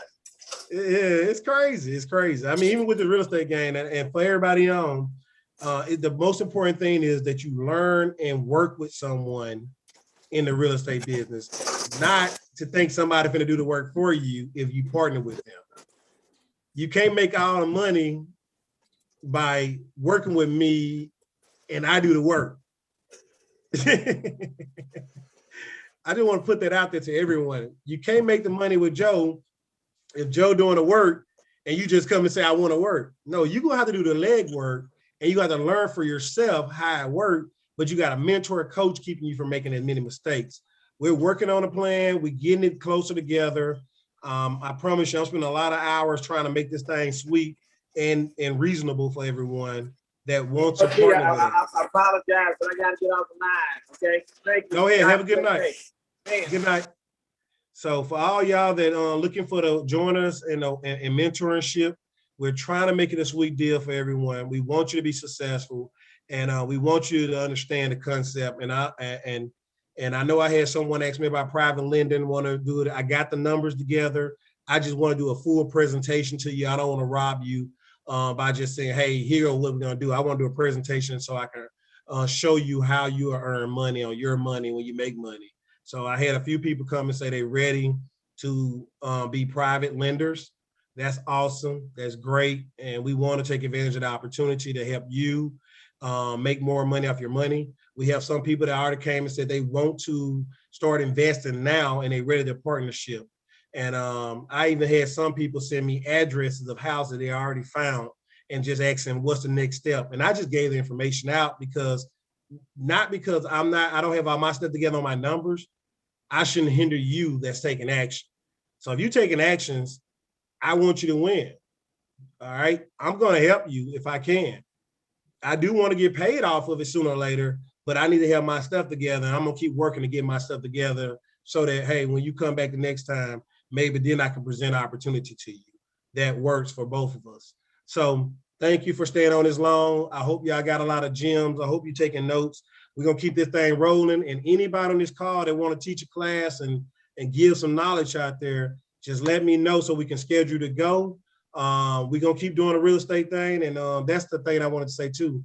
If you can sell your lines of credit, and you got good credit, and you can sell your lines of credit, that's another way you can get a real estate gain. That's your money for a down payment on a house. Boom. I mean, we got to be creative. You got to be creative. You got to think in, but think without. My dad used to say that all the time, think within or think without, right? So if you can find ways to make money from someone else and use that money to start your business, do it. If you need to use your lines of credit to pay for your LLC, to pay for your marketing campaign, to pay for all your business cards and pay for the other stuff to get you started, take that money that you earn from somebody else and invest it so they can build your company and build your business and grow you. So that's enough. It's 11:01. I've been on 2 hours. Thank you so much for being dedicated into the game, and looking forward to closing a deal with y'all soon. Hey, like, subscribe, share, send to other folks. I keep on forgetting to say that. Like, subscribe, share. I'm gonna do it like this. I'm looking at the camera. I think I'm pointing at it. I hope I'm pointing the right direction. The bell, the arrow, like, yeah, comment. Y'all take care. Bye. I'm just being foolish. Take care.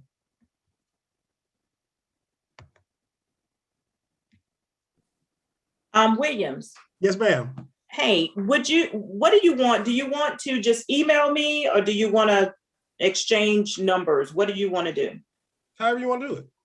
Okay, you can It got doesn't your number. matter. I know you have my email. Yeah, I got your number too. It's 912. No, don't put it on this thing. I want everybody calling. Oh, you still recording? Okay. Yeah. Okay. I got your number. I got your number. You have it? Okay. Yep, I'll text you. All right. Thank you. Bye-bye.